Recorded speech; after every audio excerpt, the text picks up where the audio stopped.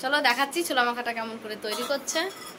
Hello guys, আমরা সবাই আজকে ছোলা মাখা খাবো। এখানে সবাই বসে পড়েছে।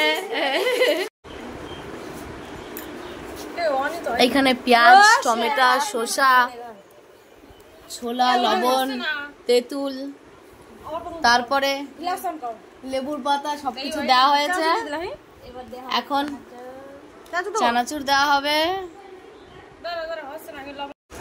এখন চানাচুর দেওয়া হচ্ছে।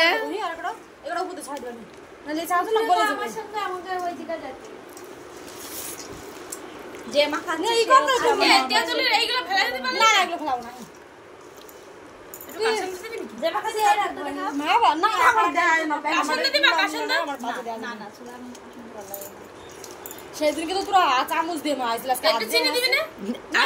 আজকে যদি একটু বেশি টেস্ট হয় তো পেঁয়াজগুলো ছাড়া ছেড়ে দাও। চোখ কালো হয়ে গেছে। চামচ দিয়ে